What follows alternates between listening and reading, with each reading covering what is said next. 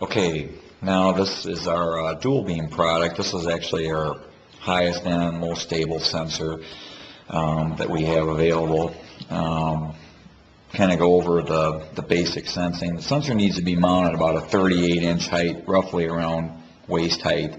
What this sensor does is real different, is that it actually projects beams across the center, and it'll detect a pattern 40 feet in distance by 80 feet wide. So again, the sensor can be narrowed down by what's called masking, and we do include the mask strips that go on the inside of the actual lens here. But the sensor is very versatile, a little larger. For demonstration purposes, we don't have the bracket on the back, but again, it does come with a swivel bracket that will allow you to mount it behind a pole or a building or whatever the mounting situation is. You're going to pop the top off here. There's just one screw on the bottom, and you can actually get a look at the inside of the sensor. We're going to kind of go over some of the features. This does have a swivel. You can see the two beams here, and then this swivel feature, like if I mount the sensor at a certain level and a certain angle, and I need to look over in a certain direction because my mounting location doesn't allow that, you can actually swivel the beams to look at a different angle. So that's a very nice feature. The other thing you'll notice is there is a sensitivity adjustment of low, medium, and high for the type of environment. We always recommend it on high because the sensor, again, is very stable. And then this bottom beam, you have the option, when I talked about 40 feet out, you have the option to change this. So we can actually go to a 7-foot lookout, a 14-foot lookout, 28-foot lookout, or a 40. So if you put it up on a building and you have traffic in the distance, that type of application, you maybe only want to look out, say, 14 feet. That's where you can actually adjust the sensor, again, for maximum stability to not catch anything in the distance. You also notice the red LED is flashing. I have that on what's called walk test mode, and when you initially set up the sensor, you have the option to flip it.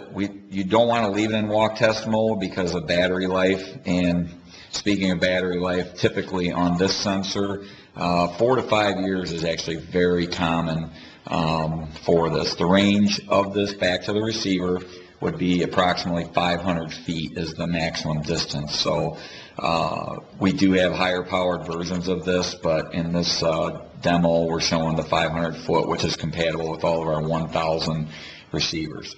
The other switch that we have is what's called the battery saving mode, and you can actually set the switch to go on a 5-second trigger or a 120-second trigger. So basically what that means is it takes 5 seconds for the sensor to reset before you'll get another trigger, or if you put it on the 120-second mode, that means it would take 2 minutes until the sensor would trigger again. If it's used really in a high secure environment, usually the 120-second works very well. And if you do have people outside or whatever constantly triggering it, it can possibly get annoying, but then you do have the option to shut your receiver off.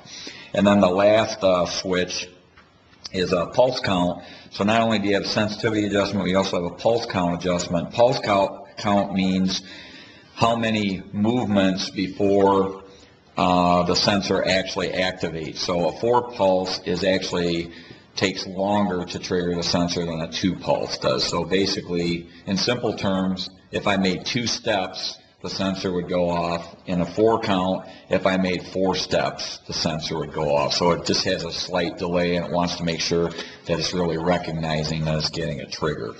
But one of the biggest features of this sensor, I'm going to go and put it on the long-range pattern, is that this sensor will ignore not only is it super high stability, but it will also ignore any small animal, basically under 30 inches, or large animal, which we'll demonstrate here shortly.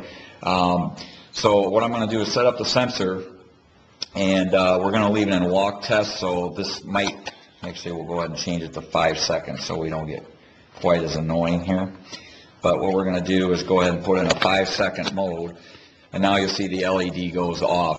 The batteries are located in the back of the sensor too, so there's just several screws here. Pop this piece off, and then they're all exposed. It takes 1 9-volt and 2 AA batteries.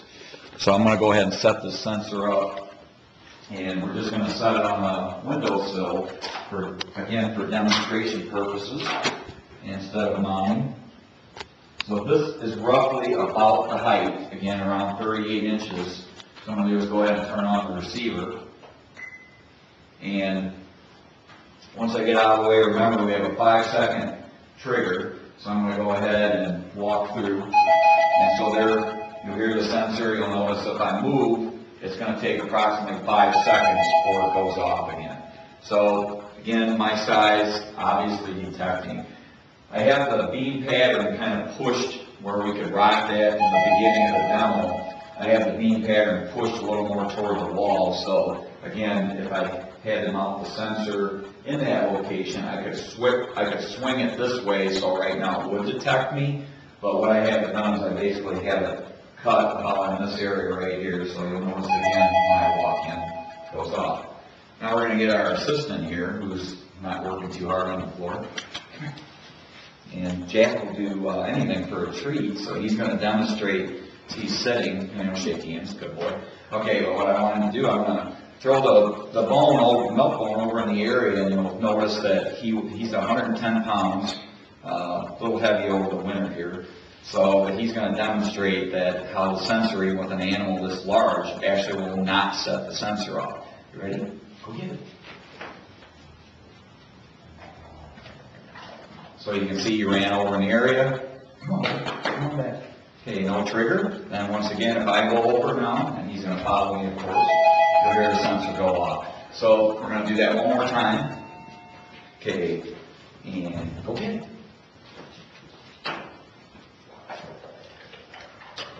Okay, come on. Quit chewing so much. Okay, so there you go. You can see that, once again, I'm going to walk through just to verify that so it gives you an idea. So the raccoons, any animal critters that you have, it's going to obviously eliminate all those false triggers.